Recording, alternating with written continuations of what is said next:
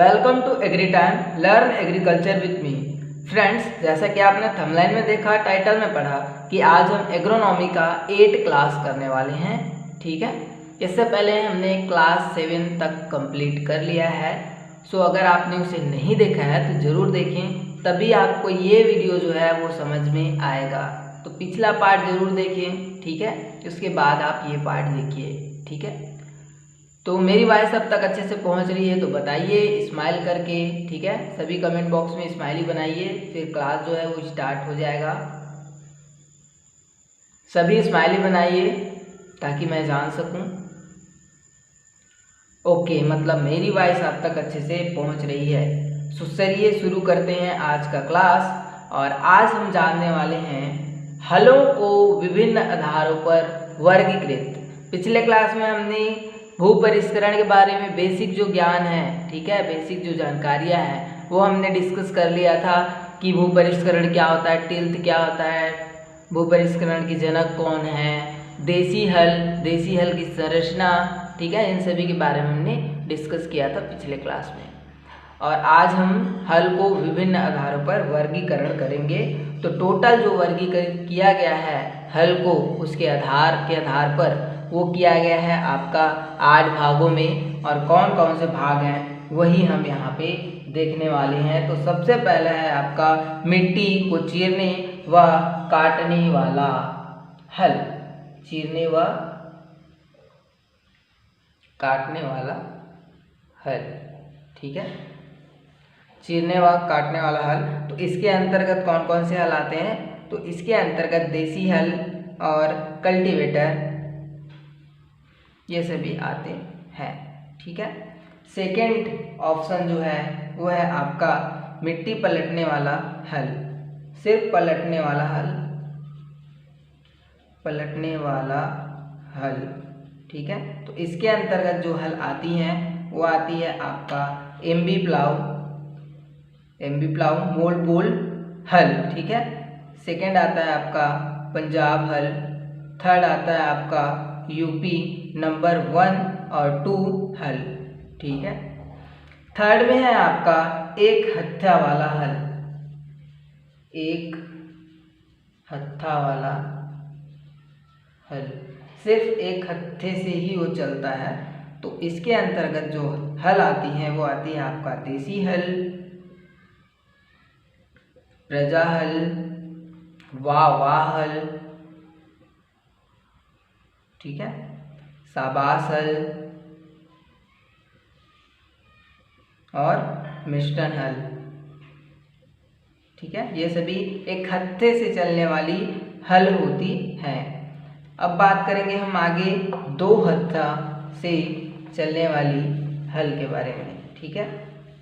और मैं जल्दी इसलिए कर रहा हूँ क्योंकि बहुत बड़ा है, बहुत सारी क्लासेस होंगी, ठीक है, इसलिए मैं आपको जल्दी बता रहा हूँ। तो आप वीडियो को पुश करके भी जो मैं बता रहा हूँ उसको नोट कर सकते हो। 4th नंबर पे है आपका 2 हत्था वाला हल। इसके अंतर्गत कौन कौन से हल आते हैं? सो पंजाब हल, टर्न रेस्ट हल और विक्ट्री हल। ये इंपॉर्टेंट है, याद रखिएगा विक्ट्री हल को, ठीक है। और यूपी नंबर 1, 2 हल, ये भी इसके अंतर्गत आता है। इसके बाद 5वें नंबर पे है आपका बैल द्वारा चलित हल। इसके अंतर्गत कौन कौन से हल आते हैं? तो देसी हल, प्रजा हल, वावा हल,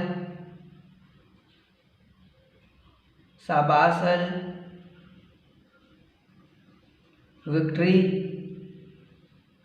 विक्ट्री हल, यूपी नंबर 1 और 2 भी इसी के अंतर्गत आती है, ठीक है, बैल द्वारा चलित हल के अंतर्गत। अब बात करेंगे हम ट्रैक्टर द्वारा चलित हल।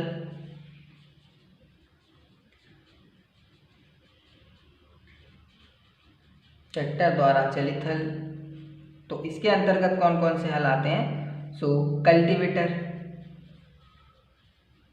डिस्क हल, डिस्क प्लाउ, ठीक है, और हैरो, ये सभी ट्रैक्टर द्वारा चलित हल होती हैं। ओके, अब बात करेंगे हम सीट वाले हल, जिसमें बैठने के लिए सीट होता है। तो सीट वाले हल कौन कौन से हैं? सातवां सीट वाला हल। सीट वाला हल कौन कौन सा होता है? सो आपका तवेदार हल, ठीक है, जिसको डिस्क हल भी बोला जाता है, हैरो, और सभी ट्रैक्टर चलित जो हल होते हैं वो इसके अंतर्गत आती हैं, ठीक है, सीट वाले हल के अंतर्गत। आगे है 8वें नंबर पर आपका बिना सीट वाला हल। बिना सीट वाला हल, तो इसके अंदर कौन कौन से हल आते हैं? तो देसी हल, प्रजा हल, मानसून हल और शाबाश हल, ये सभी बिना सीट वाले हल होते हैं, ठीक है। तो याद रखिएगा इसको। एमबी प्लाउ जो होता है, ठीक है, क्या करता है वो? तो वो मिट्टी को काटने के साथ साथ पलटने का भी कार्य करता है। तो पूछा जाएगा एग्जाम में कि मिट्टी को पलटने और काटने का कार्य कौन सा हल करता है इनमें से, तो ऑप्शन में दिए रहेंगे, ठीक है, 4 ऑप्शन में देसी हल दिया रहेगा, प्रजा हल दिया जाएगा, आपका एमबी प्लाउ दिया जाएगा, मानसून हल दिया जाएगा। तो आपको क्या लगाना है? सो एमबी प्लाउ लगाना है। और ये कौन सा आकार का कुंड बनाता है एमबी प्लाउ? सो एल आकार का बनाता है, ठीक है, एल आकार का। देसी हल वी आकार का बनाता है। ओके, अब बात करने वाले हैं हम मिट्टी पलटने वाले हल की संरचना के बारे में। ये तो था हल को कितने, उसके आधार पर कितने भागों में वर्गीकृत किया गया है, तो 8 भागों में वर्गीकृत किया गया था, जो मैंने आपको बता दिया। एमबी प्लाउ के बारे में भी मैंने आपको बता दिया यहाँ पे। अब हम लोग डिस्कस करेंगे मिट्टी पलटने वाले हल की संरचना के बारे में।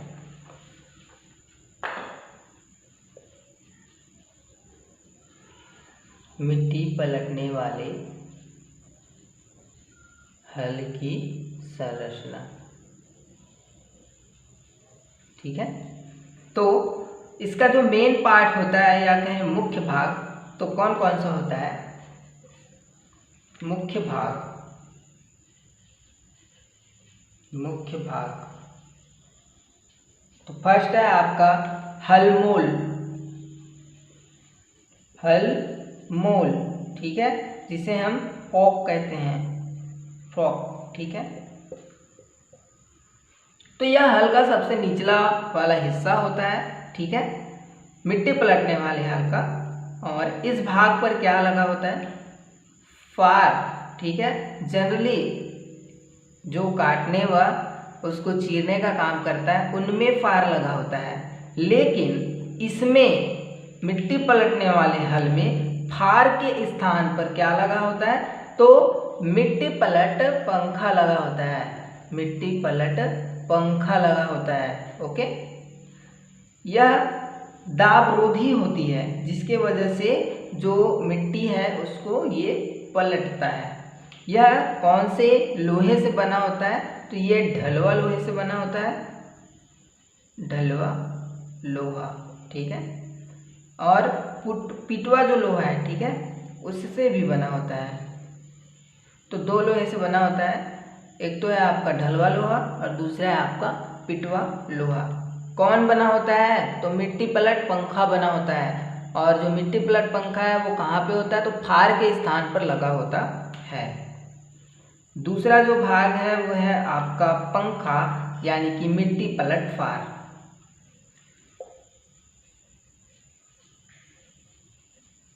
मिट्टी पलट पंखा, ठीक है, जिसको हम क्या बोलते हैं?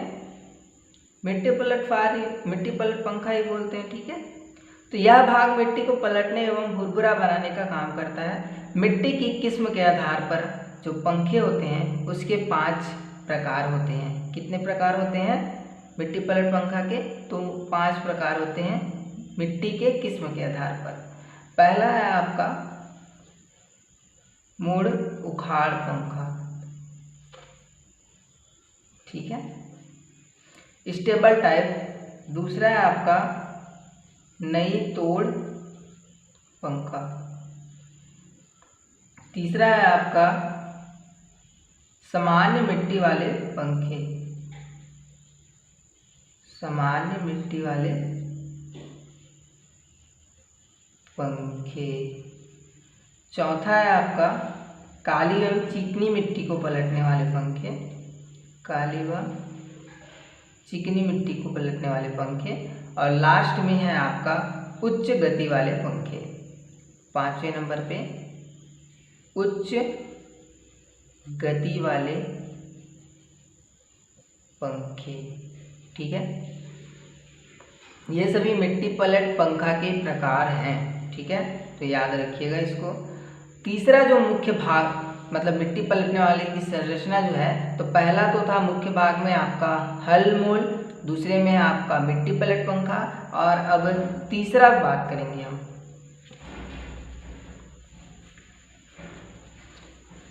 तीसरा में है आपका फार, जिसे हम शेयर कहते हैं, ठीक है। फार शेयर, ठीक है। तो इस भाग के द्वारा मिट्टी को काटने व चीरने का कार्य किया जाता है। यह किससे किससे मिलकर बना होता है, ठीक है। तो ये स्लिप शेयर और स्लिप नोज शेयर और साइड शेयर, ठीक है, फर्स्ट सेकेंड थर्ड, ठीक है। किससे मिलकर बना होता है यह शेयर, तो ये सबसे पहला स्लिप शेयर, दूसरा है आपका स्लिप नोज शेयर, तीसरा है आपका साइन शेयर। इन सभी से मिलकर जो फार है वो बना होता है, ठीक है। स्लिप शेयर जो होता है ये संपूर्ण स्लिप फार एक ही लोहे के टुकड़े द्वारा बना होता है, ठीक है, जो स्लिप शेयर होता है ये, ओके। और इसका जो एग्जाम्पल है, ठीक है, कि किसमें ये शेयर लगा होता है, तो ये वावा हल में लगा होता है, सबास हल में लगा होता है, मिस्टन हल, यूपी नंबर 1 और 2 हल में जो है ये स्लिप फार लगा होता है। स्लिप नोज जो फार है इसका एग्जाम्पल है पंजाब हल, पंजाब हल में ये लगा होता है। और जो साइन शेयर है, ठीक है, ये क्या होता है, तो यह उच्च कार्बन इस्पात का बना होता है, उच्च कार्बन इस्पात का बना होता है, ठीक है। इसका प्रयोग बंजर एवं पथरीली भूमि में किया जाता है। जहाँ पे जो भूमि है वो बंजर होता है और पथरीली युक्त होता है, वहाँ पे कौन सा शेयर यूज होता है, सो वहाँ पर साइन शेयर यूज होता है, ठीक है, साइन शेयर, ठीक है। स्ट्राइड फार की बात करें हम, अगला जो फार इसी के अंतर्गत पहला फार और यहाँ पे दूसरा फार। दूसरा फार है आपका स्ट्राइड फार। ये क्या होता है, तो यह फार उच्च कार्बन इस्पात का बना होता है। इस फार का प्रयोग किस में किया जाता है, तो इसका प्रयोग जो है वो विक्ट्री हल में किया जाता है। ये भी उच्च इस्पात का ही बना होता है, ठीक है। अब तीसरा तो हो गया फार आपका। अब चौथा बात करेंगे हम दाब रोधी यानी कि लैंड स्लाइड के बारे में।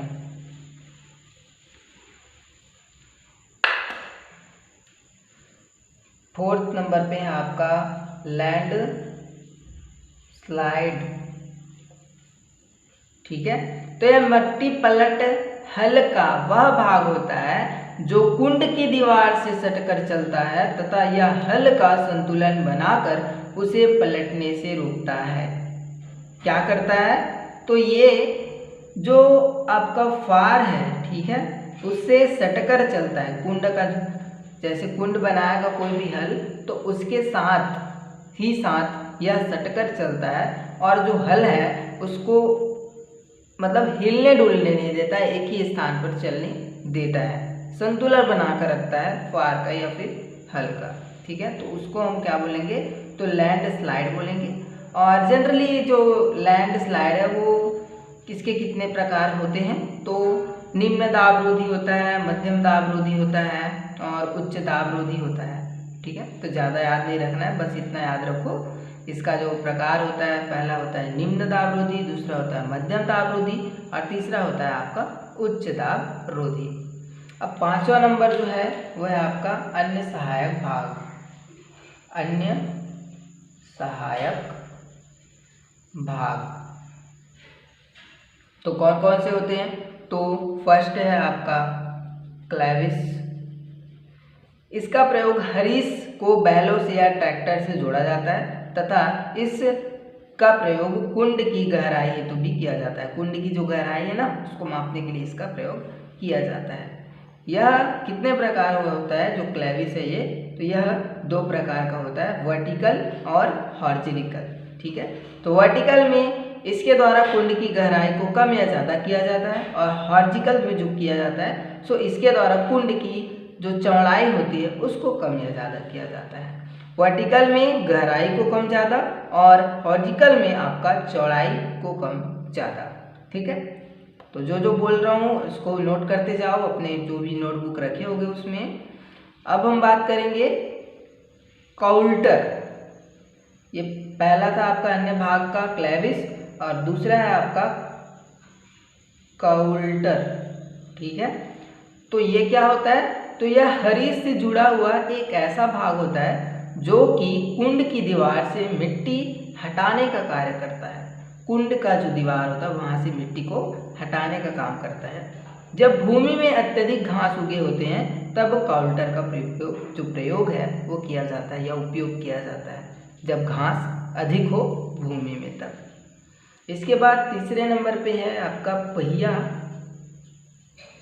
तो यह हरीस का अगले सिरे से जुड़ा एक सहायक भाग है जिसका उपयोग हल को एक स्थान से दूसरे स्थान तक ले जाने में किया जाता है। जनरली पहिया का यही काम होता है। जुताई की गहराई को नियंत्रण करने के लिए प्रयोग किया जाता है, इसी कारण इसे गहराई नियामक भी कहते हैं। सो पूछा जाएगा एग्जाम में कि गहराई नियमांक किसको बोला जाता है? सो पहिया को बोला जाता है मिट्टी पलट हल में। ठीक है। सो याद रखिएगा गहराई नियमांक को। ओके, ये तो हो गया आपका मिट्टी पलटने वाले हल की संरचना कंप्लीट। अब बात करेंगे बैटरी चलित मिट्टी पलट हल। बैटरी चलित मिट्टी पलट हल।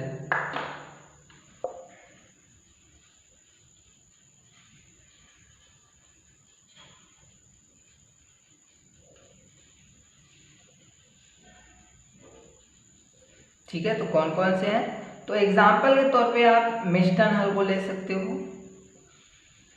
मिस्टन हल। तो मिस्टन हल क्या होता है? तो इसका फार किससे बना होता है? तो इसका जो फार है वो ढलवा लोहे से बना होता है। इसका दूसरा भाग किससे बना होता है? पहला भाग ढलवा लोहे से और दूसरा भाग जो है वो लकड़ी से बना होता है। ठीक है। इस हल का जो वजन होता है वो होता है आपका 16.5 kg और इसका जो खिंचाव होता है वो होता है 90 से 100 kg। इसका जो कार्य क्षमता होता है वो होता है 0.35 पर डे, 0.35 कार्य क्षमता। ठीक है। और कुंड की गहराई और जो चौड़ाई है वो क्रमानुसार 12.5 व 15 से 17 सेंटीमीटर होता है कुंड की गहराई। ठीक है। एक बार और, हल का वजन 16.5, हल का खिंचाव 90 से 100 kg, कार्य क्षमता 0.35 पर डे और इसका कुंड का जो गहराई और चौड़ाई है वो क्रमशः 12.5 व 15 से 17 सेंटीमीटर होता है। ओके, मिस्टन हल का। तो याद रखिएगा। अब इम्पॉर्टेंट पॉइंट्स की ओर आगे बढ़ते हैं हम। छोटा सा इम्पॉर्टेंट पॉइंट्स याद रखिएगा इसको। वाह हल, वाह हल के कुंड की गहराई कितनी होती है? सो 8 सेंटीमीटर होती है। सेकंड है वाह हल का खिंचाव कितना होता है? सो वाह हल का जो खिंचाव है वो 130 kg होता है। ठीक है। और वाह हल का कार्य क्षमता कितना होता है? सो कितना होता है? 1 से 1.25 हेक्टेयर पर डे कार्य क्षमता होता है वावा हल का। ठीक है। यूपी नंबर 1 और 2 की बात करें तो यूपी नंबर 1 और 2, तो इसका जो फार है वो किससे बना होता है? तो मृदु इस्पात से बना होता है, मृदु इस्पात से बना होता है।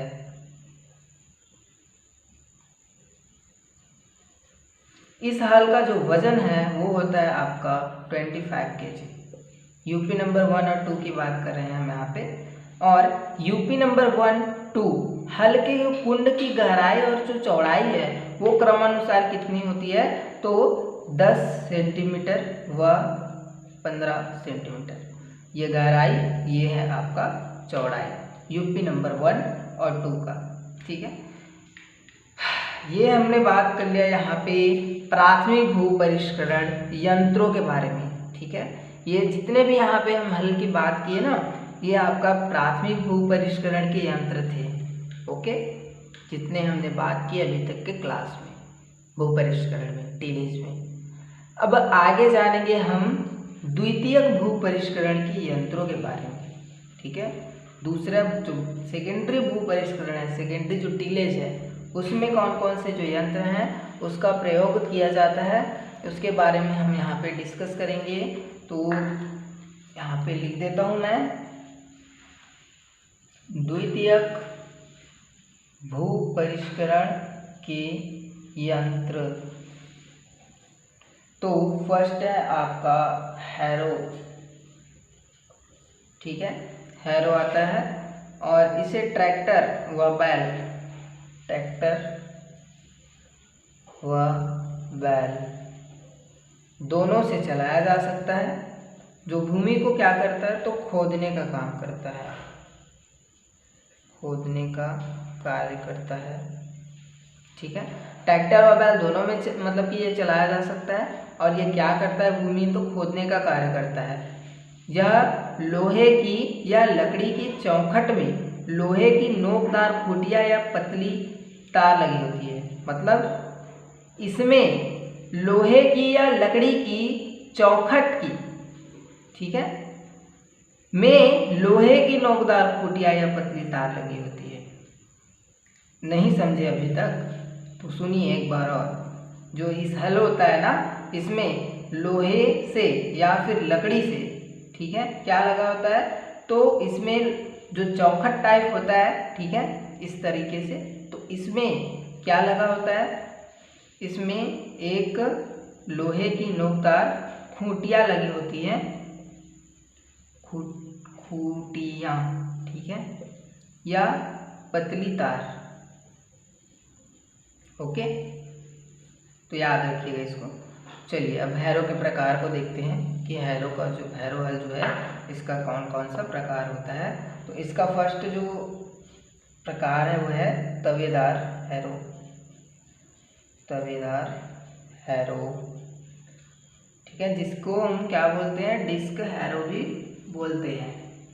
इसके बाद है सेकंड में आपका लीवर हैरो, थर्ड में आपका तिकोनिया हैरो, फोर्थ में है आपका कमानीदार हैरो,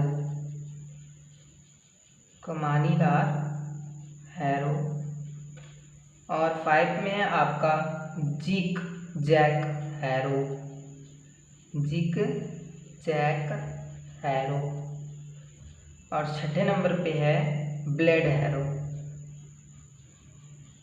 ब्लेड हैरो। ये सभी हैरो के प्रकार हैं। ओके, पथरीली भूमियों में जो आपका कमानीदार हैरो है ये उपयुक्त होता है। कौन सी भूमियों में? सो पथरीली भूमियों में। ठीक है, तो ये सभी हैरो के प्रकार हैं। अब बात करेंगे हैरो के कार्य। क्या कार्य होता है हैरो का? तो सबसे पहला, जोताई हो गए खेत से क्या करता है हैरो? तो खरपतवार निकालता है। सेकंड, खेत में खाद मिलाता है। थर्ड, मिट्टी को भूरभूरा बनाता है, भूरभूरा बनाता है। फोर्थ में आपका बोए गए बीजों को क्या करता है, ये ढकने का कार्य करता है, ढकने का कार्य। बीज को क्या करता है, ढकने का कार्य करता है, जिसे हम क्या बो दिए रहते हैं, ठीक है, सोइंग कर दिए रहते हैं। और लास्ट में क्या करता है, तो ये पपड़ी भी तोड़ता है, मिट्टी की पपड़ी तोड़ता है, ठीक है। तो ये सभी हैरो के कार्य हो गए। फर्स्ट आपका हैरो द्वितीयक भूपरिष्करण के यंत्रों में हैरो के बारे में हमने डिस्कस कर लिया। अब बात करेंगे हम हो के बारे में, होय के बारे में, ठीक है।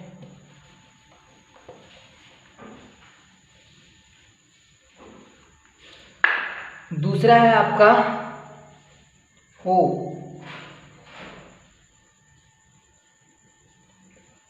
तो यह द्वितीयक भूपरिष्करण का एक महत्वपूर्ण यंत्र होता है, जिसके द्वारा छोटे स्तर पर कार्य किया जाता है तथा यह इस कार्य हेतु उपयुक्त माना जाता है। और कौन कौन सा कार्य है, सो पहला है आपका खरपतवार नियंत्रण, दूसरा है आपका मिट्टी को भुरभुरा बनाता है, तीसरा है आपका निंदाई गुड़ाई करता है, ठीक है। जो हो है हो के कितने प्रकार होते हैं, तो हो के 2 प्रकार होते हैं। कौन कौन से होते हैं, तो पहला है आपका हस्तचलित और दूसरा है आपका पशुचलित। हस्तचलित और पशुचलित ये दोनों प्रकार हैं हो के।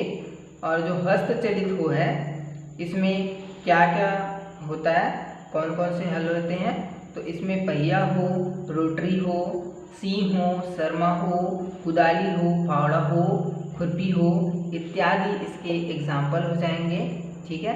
एक बार और रिपीट कर रहा हूँ, पहिया हो, रोटरी हो, सींग हो, शरमा हो, कुदाली हो, फावड़ा हो और खुरपी हो, ये सभी हस्तचलित हो के अंतर्गत आती हैं या एग्जाम्पल के तौर पे ले सकते हैं। दूसरा बात करेंगे हम पशुचलित हो, तो इसके अंतर्गत आपका ब्लेड हो और अकोला हो, 2 हो आते हैं, ठीक है। इम्पॉर्टेंट पॉइंट्स की ओर बढ़ते हैं। सो इम्पॉर्टेंट जो पॉइंट है वो है आपका हो से रिलेटेड। सो फर्स्ट है आपका सी हैंड हो में 3 फार का उपयोग किया जाता है। कौन सा हो में, सो सिंह हैंड हो में 3 फार का प्रयोग किया जाता है, ठीक है। सेकंड पॉइंट है शर्मा हो में 2 फार का प्रयोग किया जाता है। शर्मा हो में 2 फार का, ठीक है। इसके बाद नेक्स्ट है पहियादार हो में पहिए के पीछे से 2 से 5 फार लगे होते हैं। पहिएदार हो इसमें पीछे से, ठीक है, 2 व 5 फार लगा होता है। अब बात करें अकोला हो की, अकोला हो तो इसमें 3 से 5 फार लगे होते हैं और इसकी जो कार्य क्षमता होती है अकोला हो की, वो होती है 0.8 हेक्टेयर पर डे। तो याद रखिएगा अकोला हो इम्पोर्टेंट है। इसका जो इसमें कितने फार लगे होते हैं, तो 3 से 5 फार लगे होते हैं। इसका जो कार्य क्षमता होता है वो होता है 0.8 हेक्टेयर पर डे, ओके। अब बात कर लेते हैं हम नैनिट हो की। नैनिट हो तो इसमें खुरपे या फार लगे होते हैं, जैसे कि आपको पता है फार, ठीक है। इसका उपयोग पंक्तियों में बोई जाने वाली फसलों हेतु किया जाता है, ठीक है। किसमें किया जाता है इसका उपयोग, तो पंक्तियों में बोई जाने वाली बोई जाने वाली फसलों में किया जाता है। किसका? नैनिट हो का प्रयोग। तो ये तो था हो से रिलेटेड। अब आगे बात करेंगे हम कल्टीवेटर की। द्वितीयक भू परिष्करण का जो यंत्र है वो है आपका कल्टीवेटर। तीसरे नंबर पर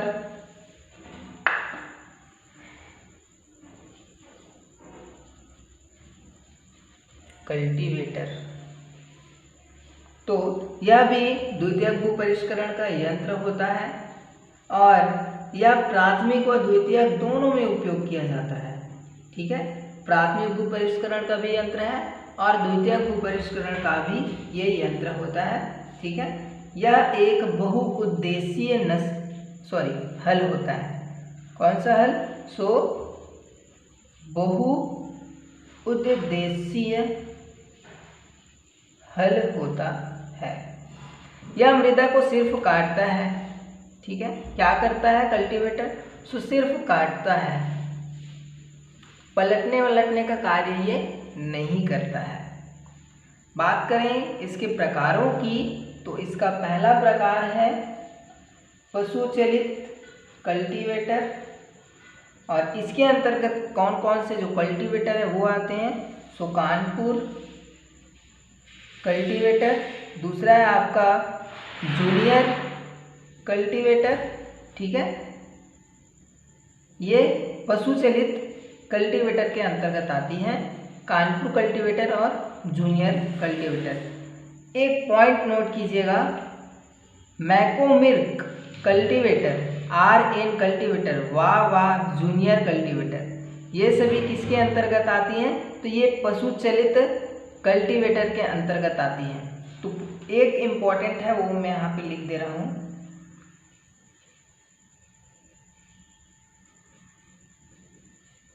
मैकोमिर्क कल्टीवेटर।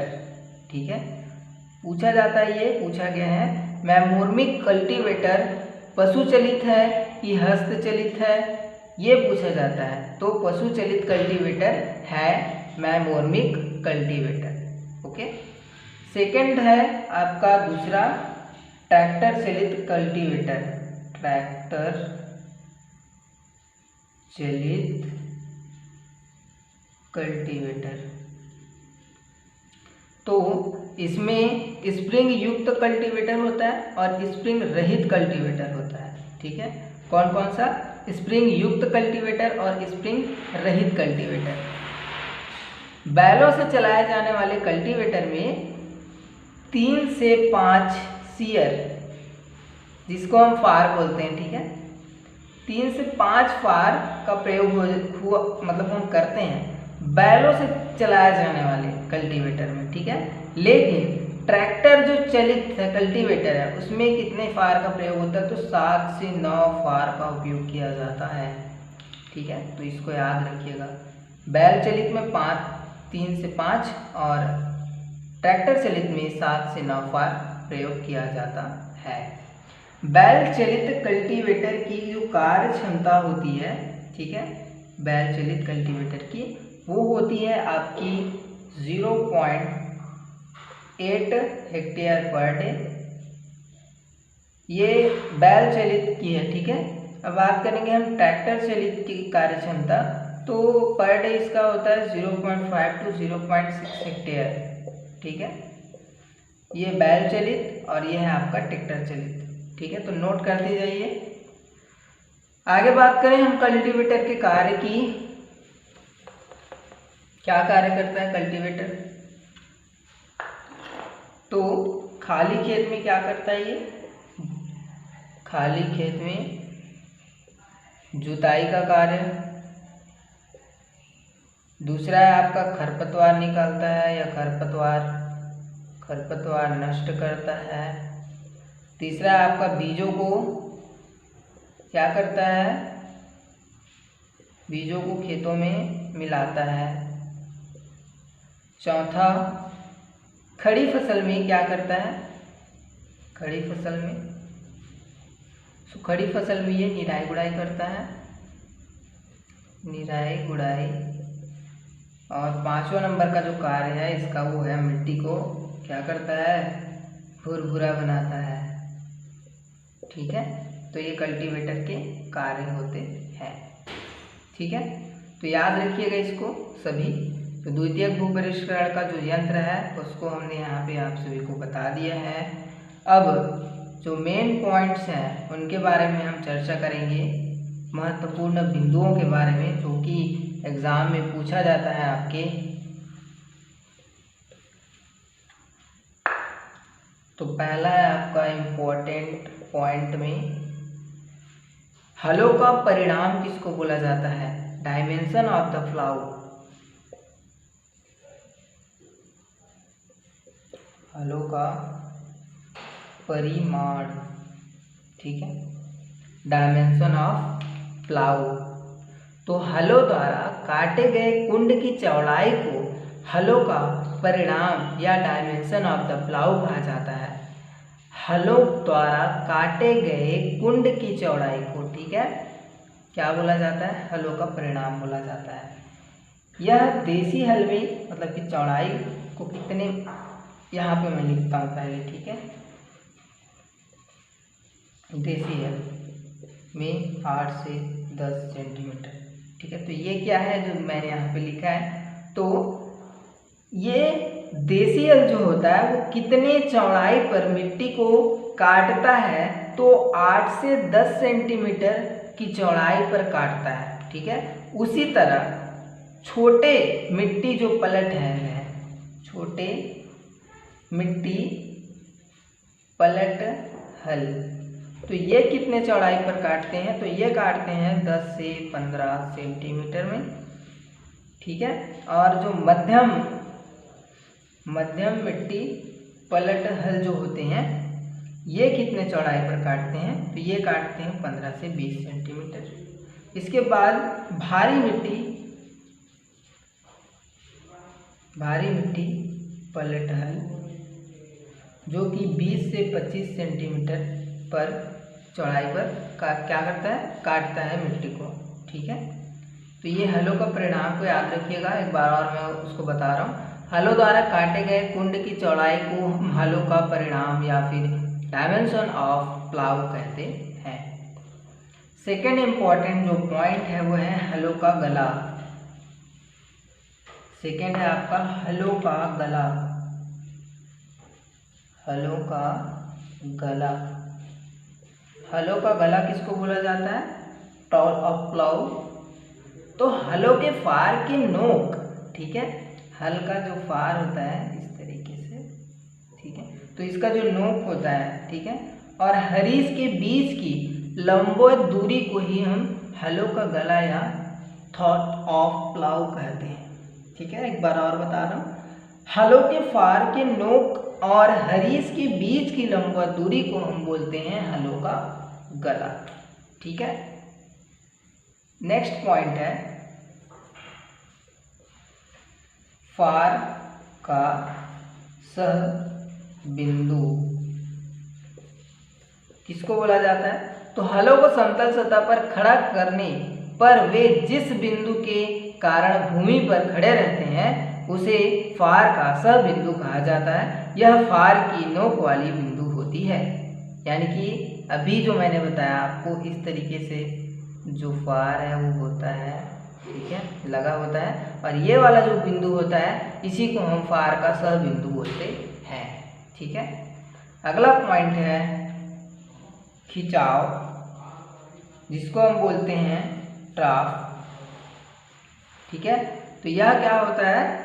तो वह बिंदु जहां पर हलों द्वारा लगाए गए सारे बल एकत्रित हो जाते हैं, खिंचाव बिंदु या फिर ड्रॉप पॉइंट कहलाता है। यह फार बिंदु से हरीस की तरफ होता है। फार बिंदु से किसके तरफ होता है? तो हरीस की तरफ होता है, हरीस की तरफ। और हरीस किसको बोलते हैं? मैंने क्लास में बताया है आपको, बकायदा आपको डायग्राम बना के बताया कि हरीस किसको बोला जाता है। ठीक है, तो आपको पता है कि हरीस किसको बोला जाता है। हल के खिंचाव को डायनोमीटर से नापा जाता है। हल का जो खिंचाव है ना, इसको किससे मापा जाता है? तो इसको डायनोमीटर से नापा जाता है। इसे किससे प्रदर्शित किया जाता है? मतलब कि जो भी हम केजी मतलब कि खिंचाव करेंगे, नापेंगे, उसको हम किससे प्रदर्शित करेंगे, तो केजी से प्रदर्शित करेंगे। ओके, अगला जो पॉइंट है वो है आपका पटेला। पटेला किसको बोला जाता है, तो पटेला का प्रयोग ढेलों को तोड़ने के लिए किया जाता है। इसका प्रयोग मुख्य रूप से भूमि को समतल करने के लिए किया जाता है। पटेला की जो मोटाई होती है वो होती है 15 से 20 सेंटीमीटर, व चौड़ाई होती है इसकी 20 से 30 सेंटीमीटर। ठीक है, इसकी जो मोटाई होती है वो होती है आपका 15 से 20 सेंटीमीटर, और इसका जो चौड़ाई होता है वो होता है 20 से 30 सेंटीमीटर। ठीक है, तो याद रखिएगा इसको। अगला है आपका बेलन। बेलन किसको बोला जाता है, जिसको हम रोलर बोलते हैं। तो इसका प्रयोग भूमि में बड़े आकार के ढेलों को तोड़ने हेतु किया जाता है। इसके साथ ही नमी संरक्षण करने का भी ये कार्य करता है। ठीक है, जो बेलन है वो। नेक्स्ट जो है वो है आपका चेसल हल। चेसल हल, तो यह भूमि में 60 से 70 सेंटीमीटर की गहराई से जुताई करता है। कितने, 60 से 70 सेंटीमीटर। ओके, क्या करता है, 60 से 70 सेंटीमीटर की तो गहराई तक जुताई करता है। यह भूमि की जो सख्त मृदा होती है, ठीक है, उसके लिए इम्पोर्टेंट होती है। भूमि की जो सख्त मृदा होती है ना, कठोर, उसके लिए जो चेसल हल है वो प्रयोग किया जाता है। अब बात करेंगे हम सब सॉइलर। ये क्या होता है, यहाँ पे इसको मैं रफ करता हूँ।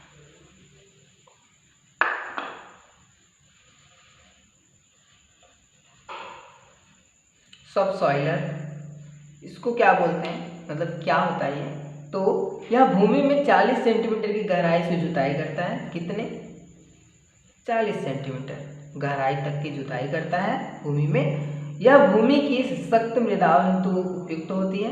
चेसल हल भी था, और आपका जो साइलर है ये भी सख्त मृदाओं हेतु उपयुक्त होता है। इसके साथ ही ये बीजों की जड़ों को भूमि की गहराई तक ले जाती है। बीजों की जो जड़ होती है या जो बीज लगे होते हैं उसको मिट्टी में दबाने का कार्य करता है, या गहराई में ले जाने का कार्य करता है सब सॉइलर। ठीक है, अब बात करेंगे हम अगला पॉइंट, RIDG, रिज मेकर। ये क्या होता है, रिज मेकर यह भूमि में कुंड व मेड़ बनाने का कार्य करता है। बस इसका यही कार्य है, भूमि में कुंड और मेड़ बनाने का कार्य करता है। अगला पॉइंट है आपका स्क्रैपर। स्क्रैपर क्या है, तो यह एक ट्रैक्टर चलित यंत्र है जो भूमि को समतल करने का कार्य करता है। क्या करता है भाई स्क्रैपर, सो समतल करने का कार्य करता है। ठीक है, जो स्क्रैपर होता है वो। इसके बाद बात करें हम फील्ड रॉक की। फील्ड ROCK, फील्ड रॉक, ये क्या होता है, तो इस यंत्र का उपयोग पूर्व में बोई गई फसलों के अवशेष व खरपतवारों को निकालने के लिए किया जाता है।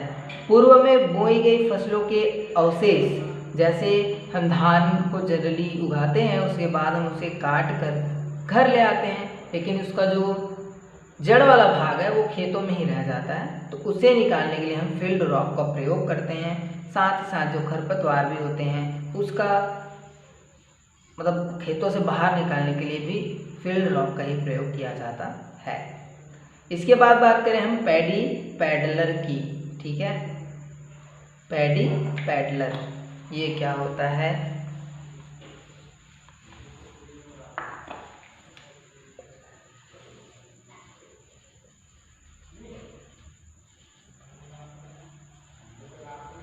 पैडी पैडलर, तो पानी से भरे खेतों में पौधों की रोपाई के पूर्व खरपतवारों को कम करने और जल तथा पोषक तत्वों को भूमि में नष्ट व होने तथा कीचड़ बनाने में इसका उपयोग किया जाता है। समझे, मतलब पैडी पैडलर का प्रयोग भूमि में क्या किया जाता है, कीचड़ के लिए किया जाता है। इसका मुख्य कार्य क्या होता है, तो कीचड़ करने का कार्य होता है। यह जो प्रक्रिया है ये 6 से 10 सेंटीमीटर पानी के खेत में किया जाता है। यानी कि कोई भी फील्ड है, अगर उसमें 6 से 10 सेंटीमीटर पानी भरा है तभी यह जो पैडी पैडलर है ये यंत्र काम करता है। ठीक है, पैडी पैडलर की जो कार्य क्षमता होती है वो होती है आपका 0.45 पर हेक्टेयर पर डे। ठीक है, इसका कार्य क्षमता 0.45 हेक्टेयर पर डे। ठीक है, सॉरी पर डे नहीं है, ये प्रति घंटा है। ठीक है, तो सुधार लीजिएगा इसको। इसकी जो कार्य क्षमता होती है वो होती है 0.45 हेक्टेयर पर घंटा पर हॉर। ओके, अब बात करेंगे हम पैडलिंग की। तो पैडलिंग किसमें किया जाता है, महत्वपूर्ण प्रक्रिया भी है ये। ठीक है, सो मैंने आपको महत्वपूर्ण जो प्रक्रिया है वाला जो वीडियो है उसमें बताया था। तो पैडलिंग जो होता है ये धान में किया जाने वाला एक महत्वपूर्ण क्रिया होता है, प्रक्रिया होता है। ठीक है, याद रखिएगा सभी, पूछा जाता है एग्जाम में पैडलिंग, तो ये धान में किया जाने वाला क्रिया। ठीक है, धान में किया जाने वाला प्रक्रिया है पैडलिंग। ओके, इसके बाद नेक्स्ट है आपका power tiller. Next point power tiller. ठीक है, तो ये क्या होता है, तो पावर टिलर का प्रयोग सर्वप्रथम कहाँ किया गया था, तो इसका सर्वप्रथम प्रयोग किया गया था अमेरिका में। ठीक है, यह धान के खेतों में मुख्य रूप से प्रयोग किया जाता है। किसके खेतों में किया जाता है, तो धान के खेतों में प्रयोग किया जाता है। सबसे पहले कहाँ यूज हुआ था, तो अमेरिका में यूज हुआ था। तो ये तो थे इम्पोर्टेंट पॉइंट्स। ठीक है, जो कि मैंने आपको बता दिए यहाँ पे। नेक्स्ट क्लास में हम जानेंगे फसलों की बोने की विधियों और यंत्रों के बारे में। ठीक है, जिसमें हम जानेंगे डिबलर मशीन, फैटी सीडरी या सीड ड्रिल का जो कार्य क्षमता होता है। ठीक है, इन सभी के बारे में हम चर्चा करेंगे नेक्स्ट क्लास में। और यह क्लास अगर आपको अच्छी लगी हुई तो इसको लाइक कीजिए, इस वीडियो को शेयर कीजिए अपने फ्रेंड्स के पास, और चैनल पर नए हैं तो चैनल को सब्सक्राइब जरूर कर लीजिए।